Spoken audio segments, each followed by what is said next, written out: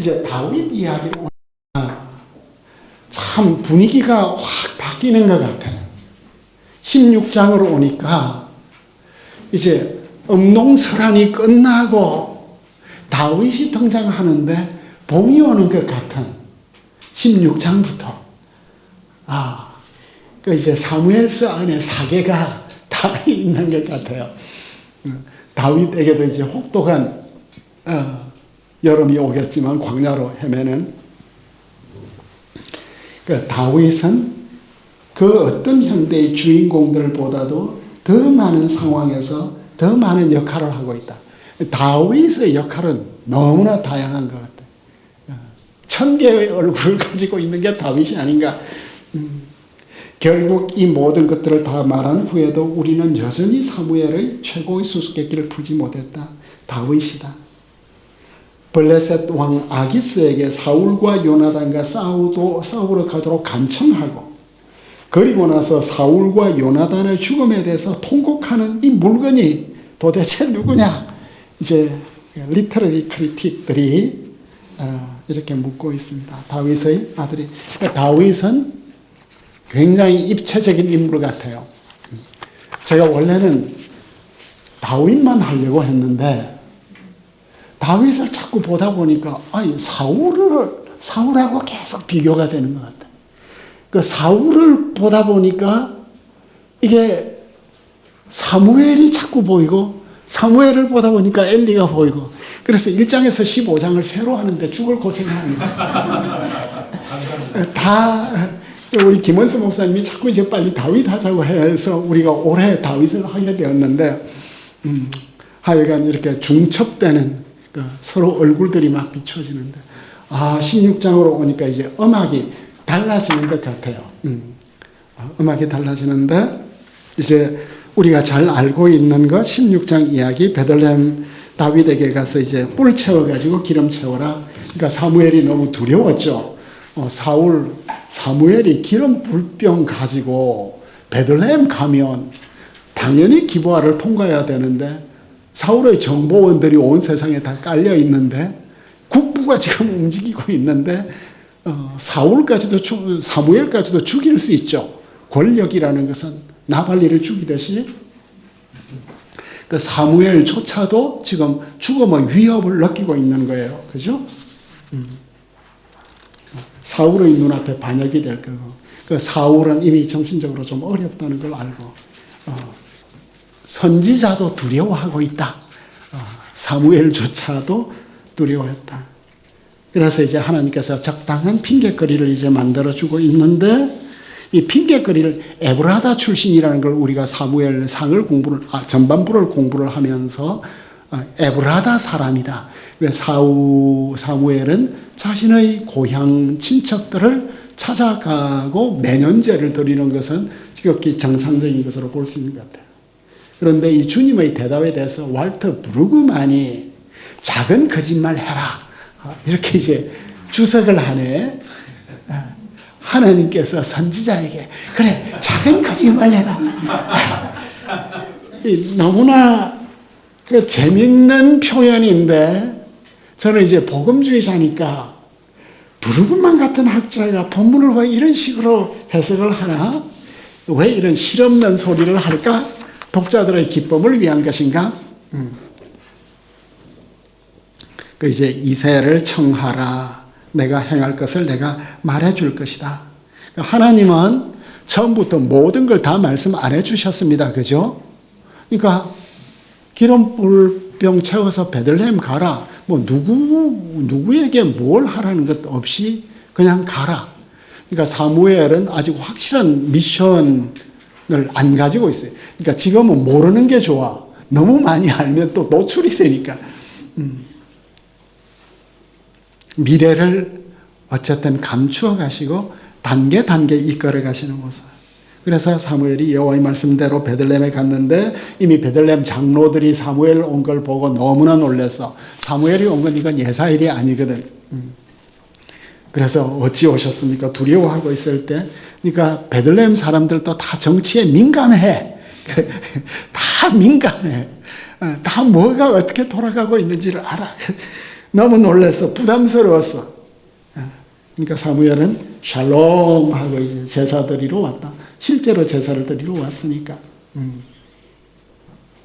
그래서 정결하게 하라. 정결한 상태를 유지해라. 그리고 이제 이세 아들들 불렀는데 역사적인 날이 되었고 이제 7명의 아들들이 다 사무엘 앞을 지나가고 있는데 이제 우리가 잘 아는 것처럼 다 이제 모으고 목욕 제기하고 이렇게 모였는데 7 아들이 지나가는데 엘리압이 보자 과연 주님 앞에 있는 자가 거의 거룩 기름 부으신 자이다. 이제 주님 앞에 있는 자. 사무엘 같은 선지자도 오판할 수 있는 거죠. 그랬더니 주님께서 용모와 키를 보지 말라. 그 용모와 키는 사울에 대한 에코가 되겠어요. 내가 이미 그를 버렸다. 그 히브리어는 그 과장, 그 대조를 많이 쓰죠. 여기서 버렸다는 것은 선택하지 않았다는 거예요. 너희 부모, 형제를 미워하지 아니하면 그것도 그 미워한다는 말은 아니겠죠. 그 우월성에 있어서 주님께 더 우월성을 두라는 건데, 그래서 보는 것, 사무엘에게는, 사울에게는 듣는 문제를 계속해서 이야기를 했어요. 그러니까 참 우리는 어떻게 하나님 말씀을 들을 수 있을까? 근데 여기에서는 보는 것, 내가 보는 것은 사람과 같지 아니하는데 사람은 외모 보지만 나는 중심을 본다. 그러니까 강조점은 내가 보는 것은 A, B, B 대시, A 대시 교차 대꾸인데 하나님이 보시는 것은 중심이다. 이 중심이 레바브가 뭐냐? 레바브에 대해서 많은 이야기가 있는데 어쨌든 충성심, 하나님에 대한 올곧은 마음. 그래서 이제 아비나답 지나가고 삼마 지나가고 7 아들 다 지나갔는데 이제 집안에서 명성 있는 세 아들 지나간 이후에 이제 7째 아들까지 지나갔는데 사무엘은 첫 아들 엘리압에 대한 판단 실패를 한 이후에 더 이상 미끼를 물지 않고 계속해서 흘려보내고 있는 모습. 7 아들은 이제 완전 수니까 이세에게 아무도 남아있지 않았어요. 그러니까 이 7 아들이 이세 집안의 중추 세력인데 중추 세력 가운데는 아무도 없었나 봐요. 그래서 놀래가지고 아직 아들이 있냐 하니까 막내가 있다. 아들이 있냐 하니까 막내가 있다. 양을 지킨다. 그 막내 이름도 말을 안 해. 그냥 막내 애가 하나 있어. 양 지키고 있어요. 그러니까 이 막내는 7 아들 안에 포함이 안 됐어요. 그죠? 이 테두리 안에 안 들어왔어. 막내는 하카탄인데 이걸 이제 최상급으로 본다면 가장 작은 자. 그러니까 ESV나 NIV에 있어서는 더 양이스트로 위치에 있어서도 비중에 있었어도 그러니까 이 중요한 제삿날 집에도 없는 그 사무엘 부흥에 초대도 못 받은 이런 모습. 들에서 양치고 있는 모습이에요. 그러니까 마치 외부인이에요. 그죠? 이 집안에서 외부인으로.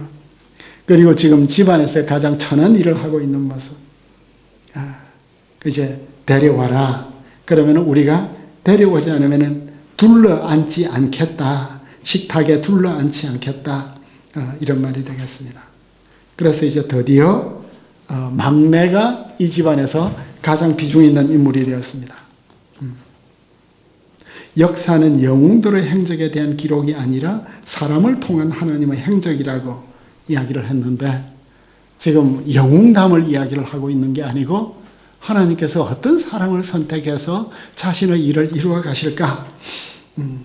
그런데 이제 다윗이 등장했는데 와 분위기가 확 달라지는 것 같아요. 그동안은 다 외모가 얼마나 출중하나 했는데 이제 다윗이 등장했는데 빛이 붉고 눈이 빼은하고 얼굴이 아름답고 이런 얼굴 여기에서 이제 계속해서 본다는 동사가 반복되고 있습니다. 내가 한 왕을 보았다. 사무엘이 엘리압을 보았다. 여호와께서는 용모와 키를 보지 말라. 내가 보는 것은 사람은 외모를 보지만 나는 중심을 본다. 아직 막내가 있는데 양을 지키나이다 하는 로에는 라아, 보다와 발음이 굉장히 똑같죠. 거의. 그런데 데려왔는데 빛이 붉고 눈이 빼어나고 얼굴이 여기에서 로이, 보는 것이 너무나 아름다워.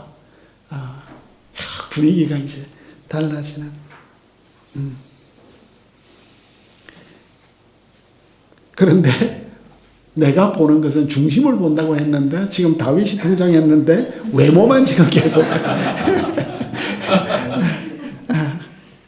이 외모, 이 다윗의 바깥 모습하고 그 중심 사이에 어떤 관계가 있을까?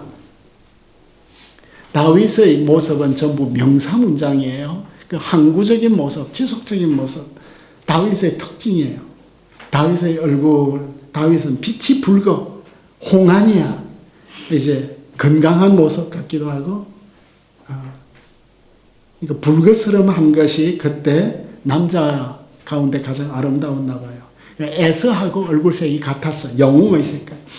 사이러스 고든은 이런 게 영웅의 모습이었다고 이제 설명을 하는데, 데이빗 주무라는 사이러스 고든의 제자니까 그 선생님의 이제 말을 이렇게 늘 인용을 해오는, 찬스만 있으면 선생님 말을 가져오는 아름다운 눈이에요. 그죠? 눈. 그 동양적 해석으로 보면 참 눈이 아름답다는 것은 다윗이 참 선한 사람이었구나. 덕이 있는 사람이구나. 히브리인들에게는 눈이 얼굴에서 제일 중요했대요.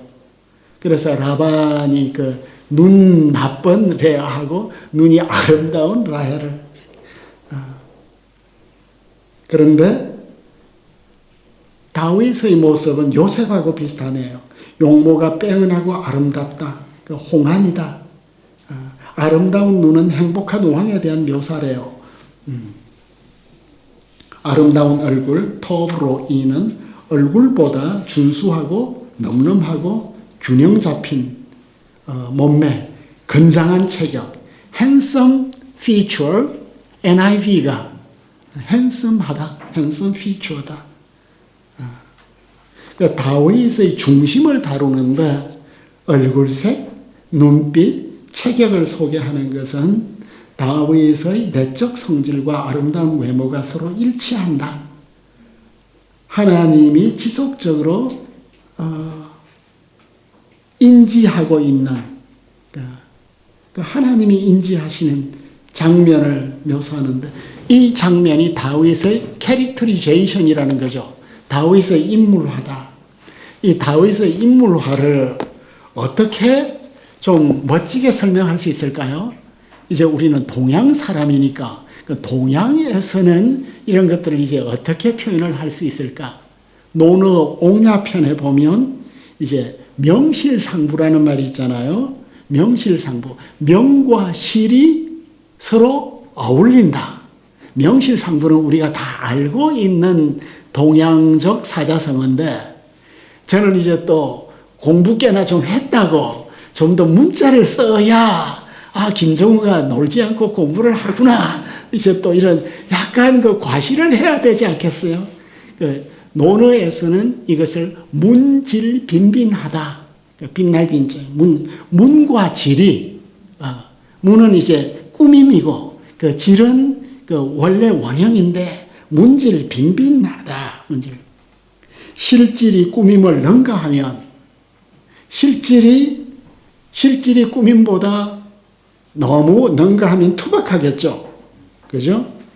그런데 꾸밈이 실질을 능가하면 화장을 지나치게 한 것처럼 또 야해지죠.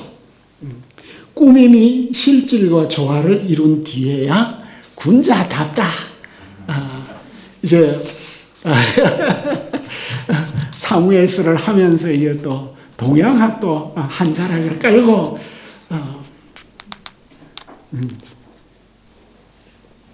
문질빈빈한 다윗의 모습을 그래서 이 사람이다. 기름 부어라. 그래서 기름을 부었더니 그날부터 이제 감동하는 다윗에게 기록. 그날부터 계속 감동했어요. 그죠? 그런데 내레이터는 사울의 성령 체험하고 다윗의 성령 체험을 좀 달리 보는 것 같아요. 다윗은 사울과 달리 지속적인 성령 감동을 받고 있죠. 매 하욤 하후 매 마알라브. 그죠? 마알라. From that day forward.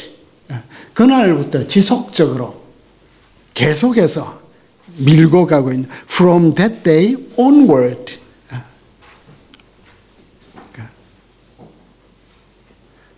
다윗이 여호와 영에 크게 감동되었다. 다윗이 수동적으로 묘사되는데 원문에서는 주님의 영이 다윗에게 몰아쳤다. 폭풍 치듯이 불길이 내려 덮듯이 rush upon 했다. come mightily upon 했다. 그리고 줄곧 다윗에게 머물러 있었다고 이제 공동 번역을 하고 있는데 그냥 머물러 있는 정도가 아니라 줄곧 이렇게 휘몰아치는 그 감동. 야, 이런 영적 신앙생활도 있을 수 있을까? 다윗에게 성령이 인치신 이 모습이 나타나고 있습니다. 브루그만이 여기서 말했는데 다윗은 마치 도토리 같다. 에이콘 같다. 도토리 알은 작지만 상수리 나무는 거대하게 커진다. 다윗은 마치 무에서 엑스 니힐로 창조되어 역사를 만든 사람처럼 보인다. 다윗의 선택은 다윗의 위대한 후손의 선택과 여러모로 흡사하다. 데이비스가. 예수님도 이렇게 선택받는 게 다윗의 모습하고 참 유사하죠. 이런 이제 다윗 이야기가 신약에서 어마어마하게 많이 인용되고 있고 베들레헴의 어린 목자 다윗에 대한 회상을 제가 이제 이스라엘에 있을 때 한번 해보았습니다.